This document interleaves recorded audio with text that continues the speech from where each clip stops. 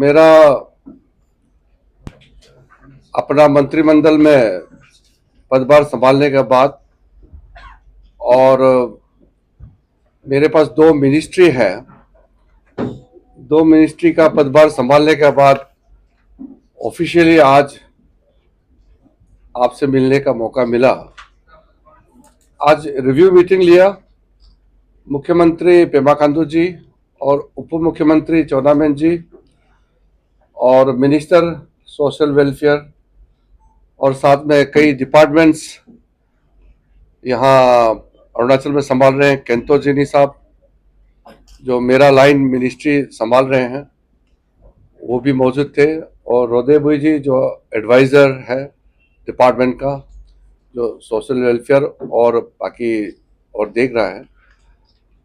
सारा ऑफिसर्स के साथ रिव्यू मीटिंग लिया। ये मेरा अपना स्टेट भी है और मैं यहाँ का लोकसभा एमपी भी हूँ, इसलिए मुझे यहाँ का प्रॉब्लम, यहाँ का रिक्वायरमेंट समझने में कोई मुश्किल नहीं है। इसलिए हम लोग ने 1 घंटे का रिव्यू मीटिंग में कुछ समस्याओं का भी जिक्र किया और कुछ निर्णय भी किया है। सबसे पहले तो मेरा जो माइनॉरिटी अफेयर्स मिनिस्ट्री है उससे 800 करोड़ से ज़्यादा पैसा हमने ऑलरेडी अरुणाचल प्रदेश को दे चुके हैं। 2019 में मैं जब यूथ अफेयर्स और स्पोर्ट्स मंत्री थे तब मेरे पास में एडिशनल चार्ज माइनॉरिटी अफेयर्स का भी था। तो एक तरीके से माइनॉरिटी अफेयर्स मिनिस्ट्री में मैं काफ़ी सालों से देख रहा हूँ। एक तरीके से ये मेरा सेकंड टर्म जैसे ही है, और इस बार फुल फ्लेज कैबिनेट मिनिस्टर होने के नाते जो प्रोग्राम्स पॉलिसीज जो भी हम चलाएंगे, हमारा अरुणाचल प्रदेश को ध्यान में रखते हुए, नॉर्थ ईस्टर्न रीजन को ध्यान में रखते हुए, और पूरा हिंदुस्तान के अंदर में 6 माइनॉरिटी कम्युनिटीज है उसका ध्यान में रखते हुए हम प्रोग्राम चलाने वाले हैं। सबसे पहले मैं आपको ये बताना चाहता हूँ, हमारे जो 6 माइनॉरिटी कम्युनिटीज है हमारा देश में, मुस्लिम, क्रिश्चियंस, बुद्धिस्ट, जैन, सिख और पारसी, ये 6 कम्युनिटी को आगे ले जाने के लिए प्रधानमंत्री मोदी जी का सबका साथ सबका विकास मंत्र को ध्यान में रखते हुए 6 कम्युनिटीज का बहुत सारा प्रोग्राम हम लोग चलाते हैं। उसका हिसाब से हमारा अरुणाचल प्रदेश में काफ़ी संख्या में माइनॉरिटी कम्युनिटीज हैं। तो मैं आपके माध्यम से देशवासियों को बताना चाहता हूं कि हमारा देश का जितना माइनॉरिटी कम्युनिटीज है उसको स्पेशल ध्यान में रखते हुए भारत सरकार बहुत सारा काम कर रहा है। कभी कभी गलत फहमी होता है कि हमारा देश में माइनॉरिटीज को ठीक से मदद नहीं मिलता है, जबकि मोदी जी प्रधानमंत्री बनने के बाद माइनॉरिटी कम्युनिटीज के लिए जितना काम किया है, जितना स्कीम्स चला रहा है, उतना आज तक किसी सरकार ने, किसी प्रधानमंत्री जी ने नहीं किया है। आज मोदी जी के नेतृत्व में इतना सारा काम चल रहा है। मैं मानता हूं कि हमारा माइनॉरिटी कम्युनिटीज बिल्कुल स्कीम्स को देखते हुए कह सकता है कि सचमुच मोदी जी सब समुदायों का ख्याल रखता है और सारा कम्युनिटीज का ध्यान रखता है और उसी हिसाब से स्कीम्स भी देते हैं। प्रधानमंत्री जन विकास योजना जो है यहाँ अरुणाचल में काफी सालों से चल रहा है। जैसे मैंने बताया, लगभग 840 करोड़ से ज्यादा हमने पैसा दे चुका है, और आज रिव्यू मीटिंग में स्टेट गवर्नमेंट की तरफ से सारा फोटोग्राफ के साथ में दिखाया है।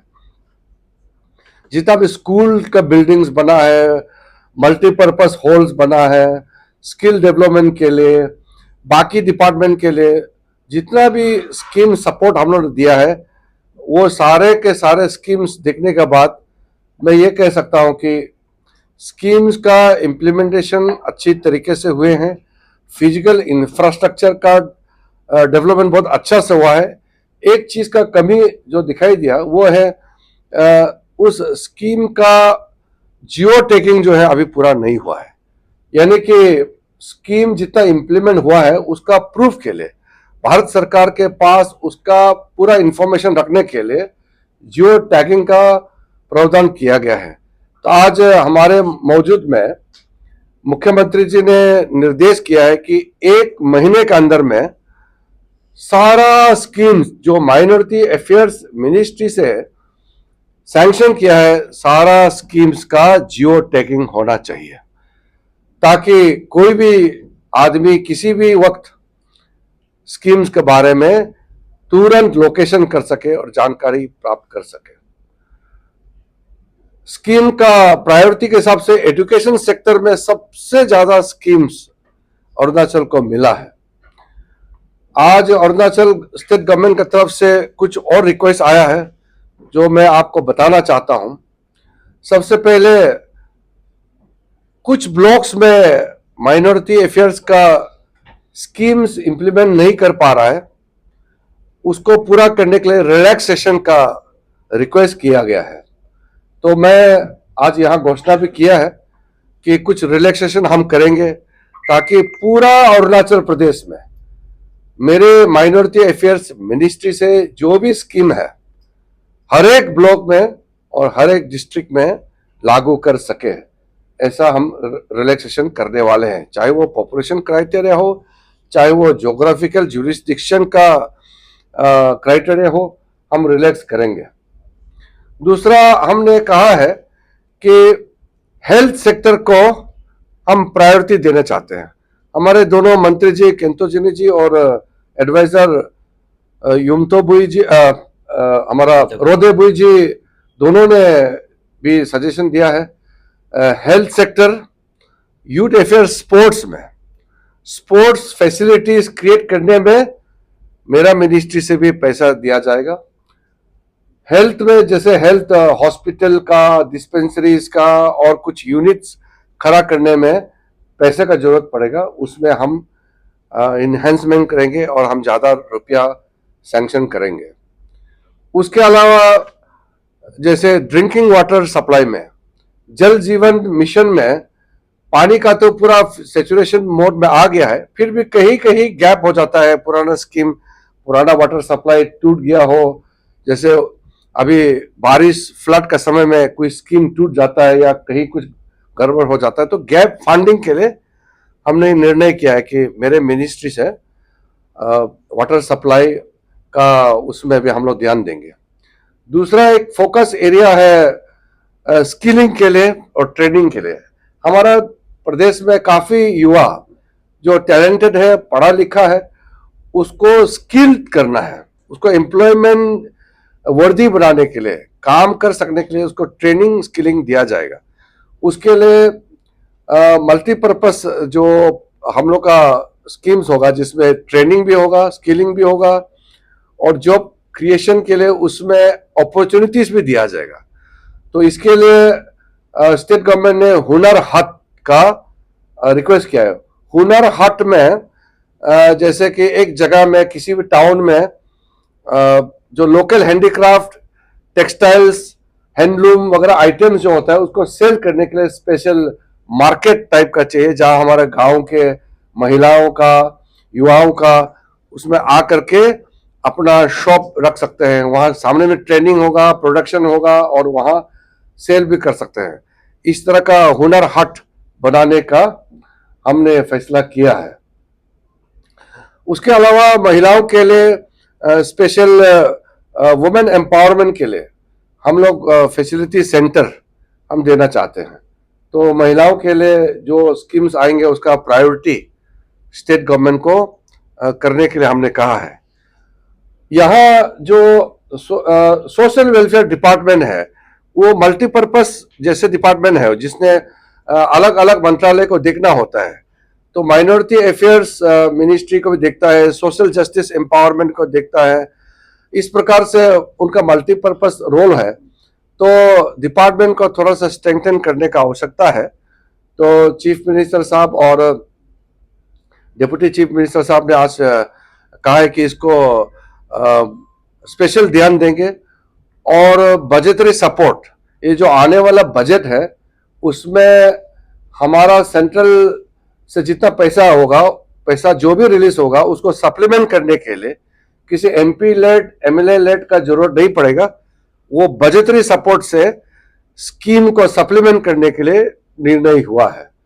मैं मानता हूं कि क्योंकि मेरे पास बहुत फ्लेक्सिबिलिटी है, अलग अलग सेक्टर का स्कीम्स को हम टेकअप कर सकते हैं, इसलिए मिनिस्ट्री ऑफ माइनॉरिटी अफेयर्स में बहुत सारा हमारे पास संभावनाएं हैं, फ्लेक्सिबिलिटी है हमारे पास में, बहुत सारा ओपन सोर्सेस है।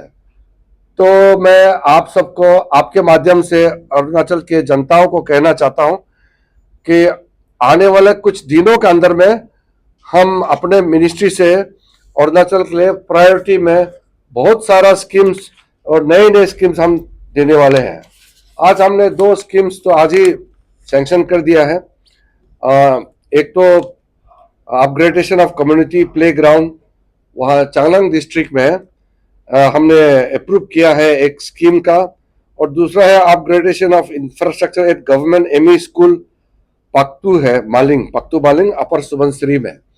वो तो आज ही हमारा डिपार्टमेंट के ऑफिसर्स ने मुझे अप्रूवल लिया है और ये आज ही हम लोग ने घोषणा किया है।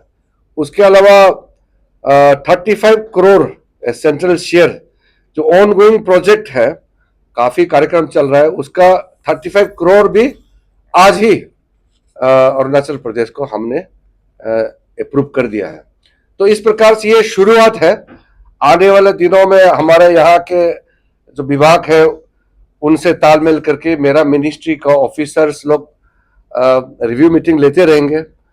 मैं अरुणाचल का खास करके जो मेरे मिनिस्ट्री का स्कीम्स को जो इम्प्लीमेंट करता है मैं उसको भी बधाई देता हूँ। यहाँ के जितने ऑफिसर्स हैं, सेक्रेटरी, सजेता, डायरेक्टर, ये जितना भी फील्ड ऑफिसर्स है, उनका जो ह्यूमन रिसोर्सेस का कमजोरी होते हुए भी अभी तक मेरे हिसाब से इंफ्रास्ट्रक्चर का इम्प्लीमेंटेशन की दृष्टि से काम बहुत अच्छा किया है।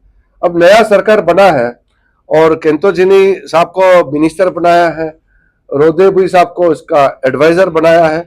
दोनों हमारा अच्छा साथी है, हमारा पार्टी में पुराना साथी रहा है और दोनों को इस बार जिम्मेदारी दिया है। तो मैं खुद इस मिनिस्ट्री का मंत्री होने के नाते कोई भी प्रॉब्लम इन लोगों को फेस करने नहीं देंगे। हमारा यहाँ की जो ऑफिसर है, सेक्रेटरी, डायरेक्टर, पूरे टीम को मैं भरोसा देता हूँ। आपका जो भी प्रोजेक्ट प्रपोजल जो दिल्ली में आएगा, किसी रूप से उसका तकलीफ नहीं होगा। हमारा पूरा ऑफिशियल टीम मेरे मिनिस्ट्री में लगे हुए हैं। देश भर में जितना जैसे हम लोग काम कर रहा है, हम लोग अरुणाचल को भी बहुत प्रायोरिटी में रख करके काम करेंगे। मैं चीफ मिनिस्टर साहब को और डिप्टी चीफ मिनिस्टर साहब को मैं बधाई देता हूं, धन्यवाद देता हूं कि हमारे साथ मीटिंग में प्रेजेंस होकर के डिपार्टमेंट का जो प्रोग्रेस है उसका रिव्यू मीटिंग में सब भाग लिया। मुझे बहुत अच्छा लगा। मैं आपका लोकसभा का एमपी होने के नाते ये भी कहना चाहता हूं कि मेरे मिनिस्ट्री का काम के अलावा पूरा जिम्मेदारी मेरा ऊपर में है और इस देश का एक सीनियर कैबिनेट मिनिस्टर होने के नाते कैबिनेट में अरुणाचल प्रदेश का कोई भी प्रोजेक्ट, कोई भी स्कीम प्रायोरिटी में हमेशा लिया जाता है। प्रधानमंत्री नरेंद्र मोदी जी के नेतृत्व में तीसरी बार जो सरकार बनी है वो अरुणाचल के लिए 2014 से 2024 तक जितना काम हुआ है उसका कई गुना स्पीड से हम लोग आगे काम करेंगे। आपका जानकारी के लिए, आप सबको तो मालूम ही है, जब मैं मंत्री पद संभाला हमारा किसी भी डिस्ट्रिक्ट में एक भी नेशनल हाईवे कनेक्शन नहीं था, हमारा यहाँ रेलवे से कनेक्शन नहीं था, हमारे पास एयरपोर्ट नहीं था, हमारे पास बॉर्डर एरिया में एक भी बॉर्डर तक रोड जाने का पक्का नहीं था। हमारा यहाँ लगभग 70% विलेजेस में इलेक्ट्रिसिटी नहीं था, रोड नहीं था, टेलीफोन मोबाइल कनेक्टिविटी अवेलेबिलिटी नहीं रहा, और अलग अलग डेवलपमेंट का आप पैमाना से देखें तो चाहे वो पानी का सप्लाई हो, चाहे वो मेडिकल फैसिलिटी, बहुत सीमित था।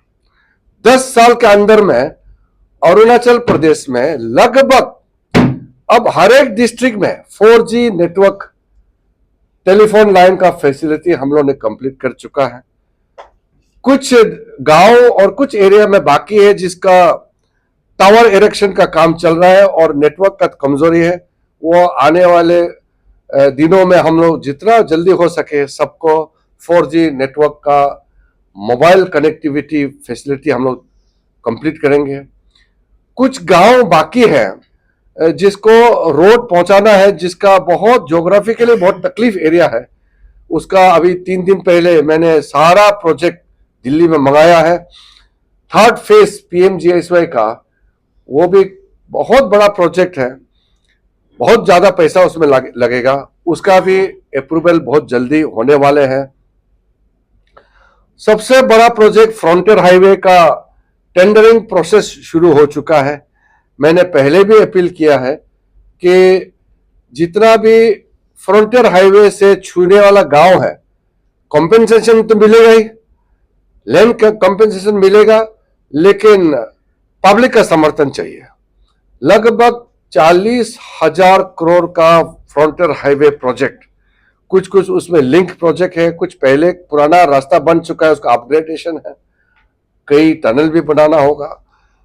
तो इतना बड़ा इंडिया का लार्जेस्ट सिंगल हाईवे प्रोजेक्ट किसी एक राज्य में हुआ है तो ये अरुणाचल प्रदेश के लिए हुआ है। तो इसका बॉर्डर एरिया में ट्रांसफॉर्मेशनल चेंजेस हम लोगों को देखने को मिलेगा। उसके अलावा कुछ और एडवांस लैंडिंग ग्राउंड, कुछ एयरपोर्ट्स का प्रपोजल है, और रेलवे लाइन का जो सर्वे एंड इन्वेस्टिगेशन जो चल रहा है वो बहुत अंतिम दौर पर है, अभी DPR का स्टेज में है। जैसे आलो के लिए, तवांग के लिए, परशुराम कुंड के लिए, ये सारा प्रोजेक्ट भी हम लोग प्रायोरिटी में लेने वाले हैं। इंडो चाइना बॉर्डर रोड्स के तहत काफी बॉर्डर एरिया में जो नेशनल हाईवे से नहीं पहुंच रहा है, ऐसा जगह में भी स्कीम पहुंचने वाले हैं। वाइब्रेंट विलेज के तहत बड़ा बड़ा रोड प्रोजेक्ट से लेकर के छोटा छोटा इंडिविजुअल बेनिफिशियरी रिलेटेड प्रोजेक्ट बड़ी मात्रा में चलने वाला है। और जो आसाम अरुणाचल बाउंड्री में के पास में इंडस्ट्रियल कॉरिडोर का जो प्रोजेक्ट हम लोगों ने सोचा है, उसमें DPR बना रहा है। कई जगह में लैंड का इश्यू है, कई जगह में फॉरेस्ट का इश्यू है। इसका भी जल्दी कंप्लीट होने का कगार में है। वो हो जाएगा तो नॉर्थ में फ्रंटियर हाईवे, साउथ में इंडस्ट्रियल कॉरिडोर, बीच में ट्रांस अरुणाचल हाईवे, और रिवर बेसिंग साइड के उस दिशा में जितना भी डिस्ट्रिक्ट हेडक्वार्टर है सबको नेशनल हाईवे से जोड़ा गया है और बाकी जोड़ने जा रहा है। तो अरुणाचल प्रदेश इतना डिफिकल्ट स्टेट है, ज्योग्राफी के लिए कम पॉपुलेशन है, कोई इन्वेस्टमेंट की दृष्टि से बहुत ज्यादा पैसा आता नहीं है, लेकिन भारत सरकार पूरा ताकत के साथ फंडिंग कर रहा है। इसलिए अरुणाचल का भविष्य बहुत अच्छा है। मैं आपके माध्यम से हमारे अरुणाचल के लोगों को पुकारना चाहता हूं, खास करके युवाओं को, कि आपका एनर्जी डेवलपमेंट में लगाइए। एम्प्लॉयमेंट क्रिएशन हमारे लिए बहुत बड़ा चैलेंज है और हमारा प्रायोरिटी रहेगा, चाहे वो टूरिज्म सेक्टर में हो, एग्री हॉर्टी सेक्टर में हो, चाहे वो हमारा स्किल डेवलपमेंट का सेक्टर में हो। हर दृष्टि से हम युवाओं को संपन्न बनाने के लिए, उनको रोजगार देने के लिए अलग अलग प्रोजेक्ट्स ला रहे हैं। तो बड़ा बड़ा प्रोजेक्ट्स जो लाने जा रहे हैं उसमें पब्लिक का समर्थन चाहिए, जिससे रेवेन्यू जनरेशन होगा, हम लोग का क्वालिटी ऑफ लाइफ में बहुत इजाफा होगा और उससे एम्प्लॉयमेंट क्रिएशन होगा। इन्वायरमेंट हमारे लिए बहुत इंपॉर्टेंट है। हमारा बड़ा डैम बनेगा या छोटा डैम बनेगा, इन्वायरमेंट को ध्यान में रखते हुए, लोगों का कल्चर ट्रेडिशन, हमारा ट्राइबल समाज में हम लोगों का आइडेंटिटी, कल्चर और ट्रेडिशन है, इसको ध्यान में रखते हुए जो भी प्रोजेक्ट करना है हम लोग आगे बढ़ाएंगे। लेकिन इन्वायरमेंट और हमारा लोकल आइडेंटिटी कल्चर को प्रोटेक्शन करते हुए। तो पब्लिक का समर्थन चाहिए। आज आप सबका आशीर्वाद से मुझे देश का इतना बड़ा जिम्मेदारी मेरे कंधे पे सौंपा है आदरणीय प्रधानमंत्री मोदी जी ने। तो मैं देश को संभालते समय और अपना मिनिस्ट्री को संभालते समय मेरे दिमाग में हमेशा ये ध्यान में आता है कि मैं अपने प्रदेश के लिए क्या कर सकूं, क्योंकि मैं यहाँ का लोकसभा एमपी भी हूँ और इतना साल मेरा एक सीनियरिटी के हिसाब से भी काफ़ी एक्सपीरियंस प्राप्त किए हैं। उस दिशा से एक ज़माने में हम लोग मांगने के लिए चिल्ला चिल्ला के दिल्ली में फान मांगते थे। हमारे सिर्फ आवाज़ को देश दुनिया के सामने में रखने के लिए तड़पता था। आज आप ही का एमपी देश चलाता है, प्रधानमंत्री जी का साथ बैठ करके उसको सहयोग करता है, कैबिनेट में बैठता है। आज पार्लियामेंट्री मिनिस्टर, पार्लियामेंट्री अफेयर्स मंत्री होने के नाते पार्लियामेंट चलाने का इतना बड़ा हमारे कंधे पर जो रिस्पॉन्सिबिलिटी है उसको ध्यान में रखते हुए अपना प्रदेश को आगे ले जाएंगे और आप सबका सहयोग चाहिए। और मैंने देखा है हमारा प्रदेश का जो मीडिया है काफ़ी वाइब्रेंट हो गया है। हमारा काफ़ी युवा, काफ़ी टैलेंटेड लोग जर्नलिज्म में, मीडिया के क्षेत्र में उभर के आए हैं। आपका वेलफेयर के लिए भी हम लोग सोचेंगे। हमारा मुख्यमंत्री जी से बात करके आप लोगों का ध्यान हम लोग कैसे रखना है हम सबको सोचना है। मेरा एक ही एडवाइस है, क्वालिटी जर्नलिज्म होना बहुत ज़रूरी है। सिर्फ हेडलाइन के लिए एक बाइट्स देने से वो सिर्फ उससे नहीं होगा। आप लोगों को तो अंदर तक जाना होगा, इशू, इंटरव्यू, अच्छा अच्छा प्रोजेक्ट के बारे में स्टडी कीजिए और अपना अपना परफेक्शन लीजिए कि कोई मीडिया चैनल एजुकेशन सेक्टर में परफेक्शन करता है, कोई मीडिया चैनल वेलफेयर क्षेत्र में, कोई हेल्थ के क्षेत्र में, कोई सोशल कल्चरल इंटरटेनमेंट, और कोई कोई चैनल तो सिर्फ इंटरटेनमेंट का भी होता है। तो इस तरह का अलग अलग आप लोगों का मौका आपके सामने में पड़ा है। आप लोग पढ़ा लिखा है, मेहनत करते हैं, तो आपके माध्यम से मैं अपना अरुणाचल के जनताओं को इतना भारी बहुमत से मुझे फिर से लोकसभा का मेंबर बनाया है और उसके बदौलत प्रधानमंत्री जी ने जो जिम्मेदारी सौंपा है, तो अरुणाचल प्रदेश के लिए वो जमाना नहीं रहा हम हाथ मांग करके, हाथ फैला करके लोगों से मांगते थे। दिल्ली में एक एक ऑफिसर को हाथ जोड़ना पड़ता था। आज आपका एमपी दिल्ली में बैठ करके देश चलाता है, तो अरुणाचल का कोई प्रॉब्लम नहीं होगा। और अरुणाचल का जनता दिल्ली में भी बहुत आता है, लेकिन नहीं आने से भी मैं खुद ही वहाँ से सारा काम इंतजाम करके पहुँचा देंगे। सारा स्कीम्स, सारा प्रोग्राम्स का सैंक्शन करना मेरा जिम्मेदारी है। तो आप सबको फिर से मैं बहुत बहुत धन्यवाद देना चाहता हूँ। आज का इतना में रख दीजिए। हाँ, दूसरा क्वेश्चन है, सबसे पहले तो लेकिन डाइवर्ट नहीं होना है। आपको सबसे पहले बधाई। आपको 2 मंत्रालय प्रधानमंत्री के नेतृत्व में आपको सौंपा गया, अरुणाचल के लिए गर्व की बात है। जैसे कि आपने अभी जिक्र किया है कि जो प्रधानमंत्री जन विकास कार्यक्रम को लेकर के PMGB के, इसको हमने रिसर्च किया हुआ है, क्योंकि आपने खुद बताया कि आपके पास अभी से सारा डॉक्यूमेंट आज GB मीटिंग में आपको मिला है, हमको भी मिला हुआ है। तो सवाल ये है कि ये स्कीम जो है 2020-21 के दौरान जो है लागू हुआ था, उसके बाद 23 को मैक्सिमम स्कीम को खत्म होना था, जिसमें 8 मॉडल रेसिडेंशियल स्कूल है। एक तो West Kameng, Kra Daadi, Tawang, Lower Dibang Valley, Lower Subansiri, Kurung Kumey, Upper Siang, Pakke Kessang. तो यहाँ पर जो प्रोजेक्ट को देखता है तो परसेंटेज जो प्रोग्रेस रिपोर्ट है वो कम है। यदि ये जो 23 तक खत्म होता, इस सेशन में हमारे बच्चे जो ST कैटेगरी में आता है उसको आज अगर स्कूल अगर खुल जाता, रेसिडेंशियल खुल जाता, तो 500 से 800 लोग बच्चों को जो है फायदा उठा सकता था उस स्कूल से। तो क्या कारण है कि अभी तक इसको सेंट्रल शेयर पूरा नहीं मिला या फिर स्टेट शेयर नहीं मिला, जिस कारण से ये प्रोजेक्ट जो है अभी तक खत्म नहीं हो पाया? ये पहला सवाल। आज रिव्यू मीटिंग के दौरान स्कीम्स का चर्चा हुई, उसमें जो पेंडिंग यूटिलाइजेशन सर्टिफिकेट है, जैसे सेंट्रल गवर्नमेंट पैसा देता है तो स्टेट गवर्नमेंट उसको इम्प्लीमेंट करता है, इम्प्लीमेंट करने के बाद उसका यूटिलाइजेशन सर्टिफिकेट को सबमिट करता है। तो कुछ कुछ प्रोजेक्ट में आपने सही कहा वो कंप्लीशन नहीं हुआ, कुछ जगह में कंप्लीशन हो गया लेकिन UC सबमिट नहीं हो पाया।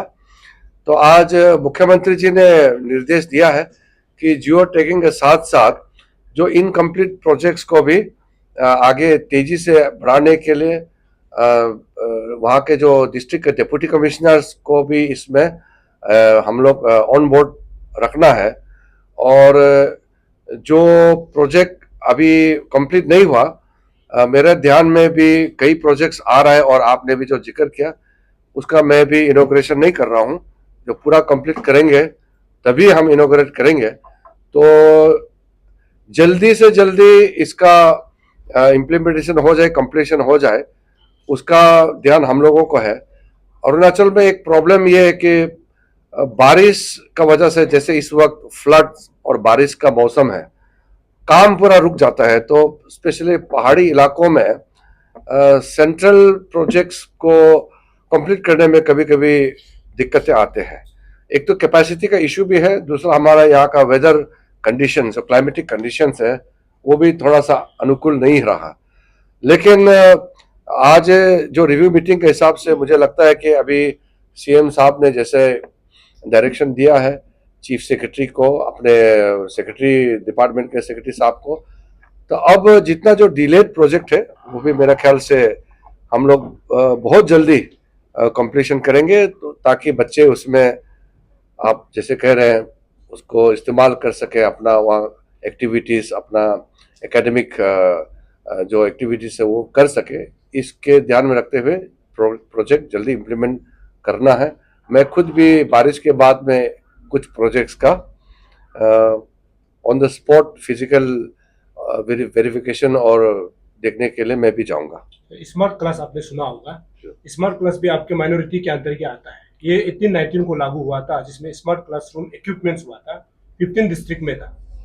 तो इसका टारगेट ये था कि 536 गवर्नमेंट स्कूल में स्मार्ट क्लासरूम होना चाहिए, जिसमें 1608 स्मार्ट क्लासेस होता है। तो आज स्मार्ट क्लासेस को देखता है, मैं अभी यूपिया में गया था। यूपिया में 2 स्कूल है, एक तो यूपिया रेसिडेंशियल गर्ल्स रेसिडेंशियल स्कूल में, और दूसरा जो है यूपिया में मिडिल स्कूल में। उसमें इक्विपमेंट्स तो दिया हुआ है लेकिन क्लासरूम नहीं है, जिसके वजह से बच्चों को नहीं ऐसा है, आप ठीक बोला जी। ये एक्चुअली आगे जाके देखा स्मार्ट क्लासरूम तो सबको मिलना चाहिए जी।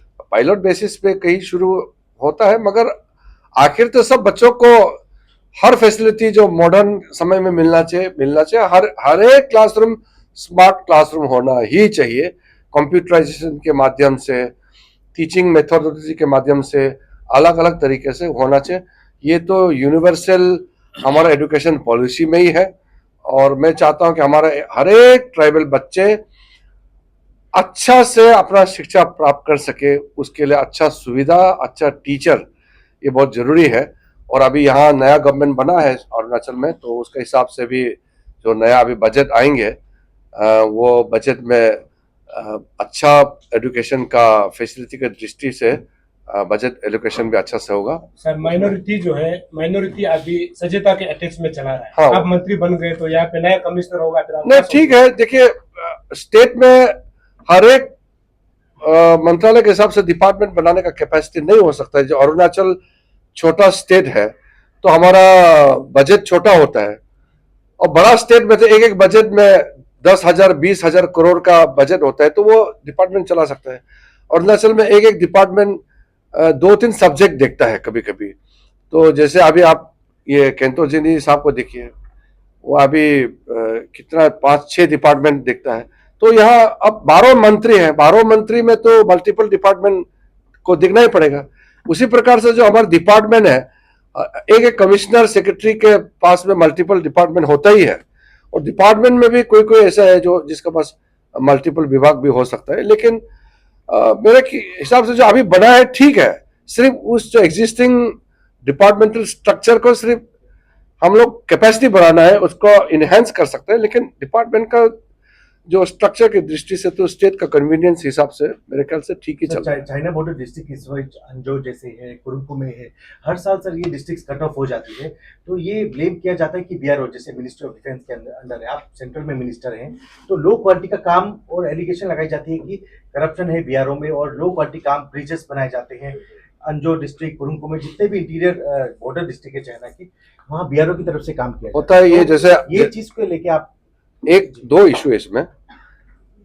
एक आपने क्वालिटी ऑफ वर्क का बारे में बोला है, चाहे रोड हो, बिल्डिंग हो, कुछ भी हो, क्वालिटी में तो कॉम्प्रोमाइज नहीं होना है। लेकिन नेचर का प्रखर ऐसा है कि हम लोग इंसान कभी कभी नेचर का जो फ्यूरी है उसमें हम मिल के उसको संभालना पड़ता है।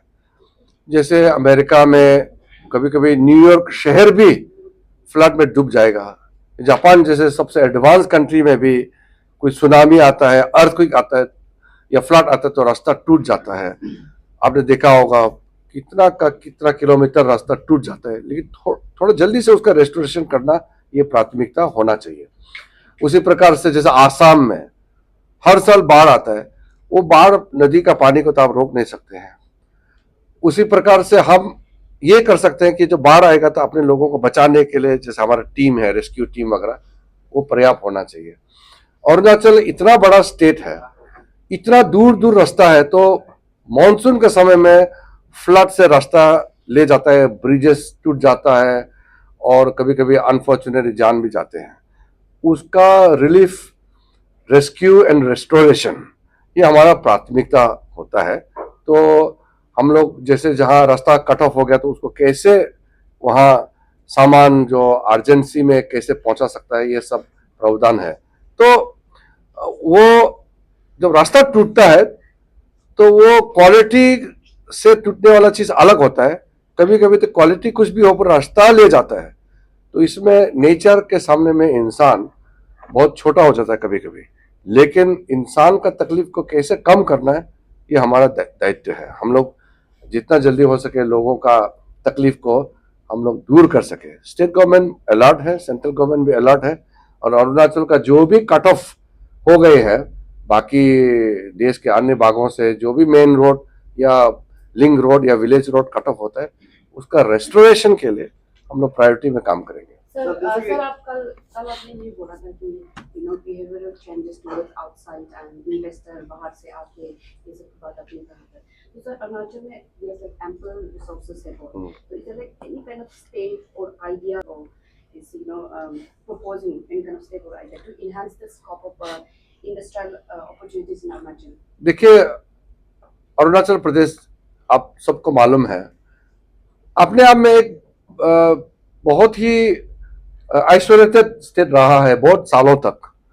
अब हम मेन स्ट्रीम में और मुख्य धारा में हम लोग अच्छी तरह से जुड़ गए हैं, चाहे एयर कनेक्टिविटी हो, रेल हो, रोड हो, हर दृष्टि से टेलीफोन के कम्युनिकेशन माध्यम से हम लोग जुड़ गए हैं। अब अरुणाचल को डेस्टिनेशन कैसे बनाना है, तो मैंने कल जब फेलिसिटेशन किया तो उस समय भी कहा कि मैं अगर एक प्रमोट करता हूं, मान लो मैं अनिनी को प्रमोट करता हूं, जीरो को प्रमोट करता हूं या ईटानगर को, तो जब मैं अपील करता हूं तो हजारों लोग आता है। जब आता है तो उसके लिए अच्छा रोड, अच्छा रहने का जगह, अच्छा रिजोर्ट या होम स्टे, साथ साथ में हमारे लोगों का अच्छा बिहेवियर। जब लोग अरुणाचल में आते हैं और मुझे बताते हैं कि किरण जी आपके अरुणाचल के लोग इतने अच्छे हैं, इतने स्माइलिंग फेस, मेहमान का इतना ख्याल रखता है, बहुत अच्छा से इज्जत देते हैं, उससे क्या होता है कि पॉजिटिविटी बढ़ता है और हमको भी अच्छा लगता है कि और लोग आना चाहते हैं। इसलिए गवर्नमेंट का ड्यूटी है जितना भी जरूरी चीज, अच्छा रास्ता, अच्छा बिजली, पानी और इवेंट्स, फेस्टिवल्स हो, चाहे कोई इवेंट हो, चाहे वो कल जैसे हमारा पावर मिनिस्टर भी आए, कल हमारा इंडस्ट्री कॉमर्स मिनिस्टर भी हमारे बीच में थे, इन्वेस्टमेंट समिट हुआ, लोग इन्वेस्टमेंट यहाँ करके पैसा लगा करके यहाँ मैन्युफैक्चरिंग यूनिट यहाँ खड़ा करें ताकि हमारे युवाओं को उससे एम्प्लॉयमेंट जनरेशन हो सके और नौकरी मिल सके। तो ये सब के लिए पूरा योजना तैयार है। इसलिए सेक्टर वाइज अभी बहुत जल्दी डोनर मंत्री के साथ भी हम लोग बड़ा कार्यक्रम करने वाले हैं इफेक्टिव डेस्टिनेशन के लिए। हमारा अरुणाचल का ट्राइबल पॉपुलेशन लगभग 9 लाख है और नॉन ट्राइबल बाकी लोग को मिला के लगभग 15 लाख है। तो उसको ध्यान में रखते हुए हमारा ट्राइबल बच्चे का कैसे हमको ध्यान रखना है उसको भविष्य के लिए, और बाहर से जो आते हैं नॉन ट्राइबल्स उनके लिए हमें कंफर्टेबल अरुणाचल अच्छा जगह कैसे बनाना है ताकि लोग अरुणाचल में आए, अरुणाचल में इन्वेस्ट करें, टूरिस्ट के हिसाब से आए, यहाँ खर्चा करें ताकि हमारा यहाँ उनका पैसा हमारे पास आए। ये सारा प्लान तरीका से काम कर रहा है। इसलिए मैंने कहा 10 साल आपने देखा है, 10 साल में बिजली, पानी, सड़क, सारा 10 साल में ये जो बना है। अब next phase employment generation, income generation, हमारे यहां में skill development, empowerment of youth and women, बूढ़ा बूढ़ी लोग का जिंदगी आराम रखने के लिए, ओल्ड एज के लिए हम क्या कर सकते हैं, हमारा पुराना ट्रेडिशन कल्चर को जीवित रखने के लिए, जिसके लिए लोग आते हैं देखने के लिए, उसको कैसे हम लोग जीवित रख सके। ये सारा हमारा क्यूमुलेटिव थिंकिंग के साथ में सारा काम चल रहा है। और मेरा ख्याल से Arunachal one of the most preferred high and tourist destination का हम लोग स्टेट बनेंगे, ये मुझे पूरा विश्वास है। सर जब हम गुरु से एजुकेशन सिस्टम का हम बात करते हैं, हमारा बच्चा कैसे आगे बढ़े, तो सबसे पहले हमारा एजुकेशन ग्रास रूट में अच्छा होना चाहिए। मैंने बोला ना एजुकेशन का। सर मेरा क्वेश्चन ये था कि सिस्टम बहुत कोलैप्स हो चुका था एजुकेशन में। सिस्टम कोलैप्स नहीं है मनोज जी। 600 से ज्यादा स्कूल बंद हो चुके मनोज जी एक मिनट, आप जो सवाल पूछ रहे हैं ठीक है, कहीं कमी हो। एक मिनट, नहीं आपने कोलैप्स हो चुका बोला ना।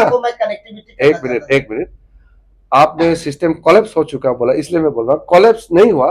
कमजोरी को आप पॉइंट आउट करो, सिस्टम चल रहा है, जो भी हमारे बच्चे हैं यहीं से तो निकले ना सर, क्योंकि सिस्टम में काफी डिफॉल्ट है सर। हाँ डिफॉल्ट जरूर ठीक करना टीचर्स चाहिए। को हम ऑफिस में लगा देते हैं तो पढ़ाई का शॉर्टेज हो जाता है, सब्जेक्ट टीचर का शॉर्टेज है। इस बार पेमा खांडू का सरकार ने टीचर को रिक्विजिशंस किया है, थोड़ा इंप्रूवमेंट हुआ है 10%। लेकिन हम लोग चाहते हैं, जैसे आप बता रहे हैं कि ट्रेडिशन और कल्चर को हम लोग भूलना नहीं चाहिए, तो क्या, क्योंकि आप ट्राइबल अफेयर्स मिनिस्ट्री में आप देखते हैं, नहीं ट्राइबल अफेयर्स में नहीं देखता हूँ, लेकिन माइनॉरिटी में सर, क्योंकि अरुणाचल मेजोरिटी ट्राइबल्स का ही है सर। हाँ लेकिन तो क्या कोशिश करेंगे कि गुरु शिष्य परंपरा जो हमारा ट्रेडिशन और कल्चर को ये तो देखिए, ये आपका सवाल बहुत बड़ा है, मैं छोटा जवाब दूंगा। मैं हमेशा मानता हूं निजी तौर पर, हमने क्लास 10 तक क्लास जाते हैं और स्कूल से आने के बाद टीचर के लिए लकड़ी बुकना, टीचर के लिए पानी पहुंचाना, फिर घर में जाकर के माँ बाप के लिए मदद करने के लिए कुछ ना कुछ योगदान करना, लकड़ी बुकना, खेती में जाना। ये तो हम लोगों का परंपरा होना चाहिए। गुरु शिष्य मतलब क्या होता है, जिसने आपको नॉलेज दिया उनको आप फिर सर्विस देना। तो ये चाहे मॉडर्न एजुकेशन हो चाहे एंशिएंट एजुकेशन हो, ये कंसेप्ट हमारा समाज में तो रहा है, इसलिए परंपरा तो परंपरा रहेगा। लेकिन मेरा फोकस ये है कि मॉडर्न एजुकेशन कैसे मिले हमारे बच्चों को, ताकि वो नॉलेज प्राप्त कर सके। मैंने जो क्लास 8-9 तक जो पढ़ा है, जो मैंने देखा है, उसके हिसाब से अभी कई चीज बदल चुका है। लेकिन मैं क्लास 6 में वर्ल्ड मैप बनाता था, उस समय कोई इंटरनेट नहीं था, लेकिन मेरा पास इतना ज्ञान था कि मैं बना सकता है वर्ल्ड मैप। तो हर आदमी ऐसा रुचित नहीं होगा, किसी बच्चे का कुछ और रुचि होगा, स्पोर्ट्स में होगा, पेंटिंग में होगा, या बाकी करिकुलर एक्टिविटीज में होगा। तो बच्चों को शुरू में उसको खुला एक छोड़ना चाहिए, ताकि उसका जो भी उसका अपना क्षमता है उसके हिसाब से आगे बढ़ सके। हम लोग का ड्यूटी है कि आज के जमाने में बच्चों को स्मार्ट क्लासरूम जो बोलता है, उसमें क्या होता है, टीचर अच्छा, स्कूल रूम अच्छा, क्लासरूम अच्छा, कंप्यूटर हो, मॉडर्न ब्लैक बोर्ड हो, पढ़ाने का सिस्टम अच्छा हो, इसी को तो हम स्मार्ट क्लास या स्मार्ट स्कूल कहेंगे। सारा सुविधा होना चाहिए, ये बिल्कुल कहीं कमी है। आप लोग मीडिया में काम करते हैं, आप लोग जरूर पॉइंट आउट कीजिए। इंसान है, कहीं ना कहीं ऑफिसर भी तो 24 घंटे सब जगह तो नहीं पहुंच पाएगा, कहीं ना कहीं कमी होगा, आप लोग जरूर पॉइंट आउट करना जो चाहिए। प्रोटेस्ट कर रहे हैं मेगा डैम को लेके, अभी दिबांग वैली में भी आप कहोगे अभी ऐसे नहीं, आप लोग पूछ सकते हैं, लेकिन क्या है कि हर चीज का जवाब देगा तो वो जो हम जिसके लिए प्रेस कॉन्फ्रेंस किए हैं वो हमारे डिपार्टमेंट वाला दब जाएगा, फिर आप लोग वो न्यूज नहीं दिखाएगा। हम चाहते हैं कि हमारा सजेता जो डिपार्टमेंट के लोग इतना अच्छा काम किए हैं, माइनॉरिटी अफेयर्स मिनिस्ट्री जो पैसा आया उसका भी थोड़ा छापिए और थोड़ा दिखाइए। सर एक लास्ट क्वेश्चन पूछेगा सर, एक लास्ट क्वेश्चन। आप तो लास्ट है, लेकिन बाकी लोग हम बोलने के लिए पहले चलिए बोलिए। हाँ सर, जैसे कि आप ऑलरेडी बता चुके हैं कि इस बार आप लोग हेल्थ सेक्टर में ज्यादा मेजर प्रायोरिटी आप जी। देंगे। सर आपसे हम ये जानना चाहेंगे कि आपको जैसे हम लोगों को पता है कि अरुणाचल प्रदेश में एक ही मेडिकल कॉलेज है, हम्म। तो हम आप लोगों को नहीं लगता कि यहाँ पे मेडिकल कॉलेज में चर्चा होना चाहिए? बिल्कुल। और एक सेंट्रल यूनिवर्सिटी में होना चाहिए। और अब जैसे कि आप लोगों को पता है कि मेडिकल कॉलेज में सीट कैपेसिटी को देखिएगा वो ये जवाब हम विस्तार में दे सकते हैं, लेकिन बहुत लंबा हो जाएगा। लेकिन मैं संक्षिप्त में इतना बताऊंगा, हमारा पॉपुलेशन कितना है मैंने आपको बताया है। एक मेडिकल कॉलेज में कितना स्टूडेंट होना चाहिए, कितना स्टाफ होना चाहिए और कितना उसका बाकी सपोर्ट सिस्टम होना चाहिए, उसका एक लिमिटेशन है। जैसे मान लो असम में एक डिस्ट्रिक्ट में 35 लाख पॉपुलेशन है, तो 35 लाख में एक मेडिकल कॉलेज होना चाहिए क्या, वो लोग कर रहे हैं। हमारा यहाँ अगर 14 या 15 लाख पॉपुलेशन है, तो उसमें कितना कॉलेज होना चाहिए। ऐसे तो नहीं कि कॉलेज खोल दिया और उसमें ना पेशेंट जाए ना हमारा वहाँ कोई डॉक्टर मिले, ऐसे तो नहीं होना चाहिए। तो हम लोग जब हम नया नया एमपी बना, हम लोग कितना लड़ता था कि हमारा स्टेट में भी मेडिकल कॉलेज होना चाहिए। फाइनली मोदी जी ने मेडिकल कॉलेज अप्रूव किया और यहाँ से एमबीबीएस पास आउट करके भी डॉक्टर बन चुके हैं, तो मुझे अच्छा लगता है। आगे जो जरूरत होगा वो भी करेंगे। जब मैं आयुष मिनिस्टर था, मेरे पास आयुष डिपार्टमेंट भी था, तब मैंने ट्रेडिशनल मेडिसिनल पर्पस के लिए पासीघाट में जो हमारा ट्रेडिशनल मेडिसिन इंस्टीट्यूट था, उसका हमने कॉलेज कन्वर्ट किया और वो फुल फ्लेज कॉलेज के रूप में आज फंक्शन कर रहे हैं। उसी प्रकार से यहाँ होम्योपैथी का भी एक कॉलेज है। तो हमारा स्टेट का पॉपुलेशन कम होने के बावजूद भी हमारा जो मेडिकल सेक्टर में इंस्टीट्यूट की दृष्टि से जो बना है, मुझे लगता है कि इतना हमने 10 साल में अचीव किया है। लेकिन आगे जैसे रिक्वायरमेंट होगा, जरूर हम लोग क्यों नहीं खोलेगा एक मेडिकल कॉलेज। क्यों, हमारा स्टेट में कम से कम 2-3 आगे जाकर के होना चाहिए, मैं मानता हूं। लेकिन जब जरूरत होगा, जब पूरा इक्विप्ड हो जाएगा, हम तैयार हो जाएंगे, तो वो भी जरूर करना चाहिए। सर, आप जैसे कि बोला ये इकोनॉमिक डेवलपमेंट का टच किया, उसके बाद स्किल डेवलपमेंट का और इंडस्ट्रियल प्रोजेक्ट के बारे में आपने बताया। तो सर, इसमें ये ट्रेड अपॉर्चुनिटीज को देख के आप अंडर योर मिनिस्ट्री ये ट्रेड अपॉर्चुनिटीज को आप कैसा वो फैसिलिटेट करेगा स्टेट में, specially in regard to border?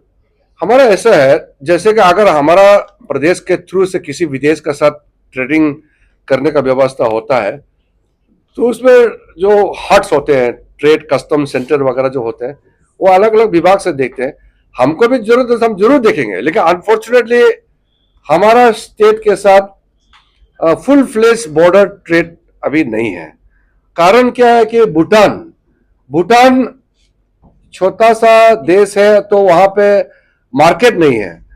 तो हमारा जो वेस्ट कामेंग और तवांग जो भूटान से सटा हुआ है, वहां से लोकल आदमी सिर्फ पैदल आना जाना ही होता है, वहां ट्रेड करने लायक का कैपेसिटी नहीं है। आसाम से और बंगाल से है, वहां थोड़ा पॉपुलेशन ज्यादा है प्लेन्स एरिया में।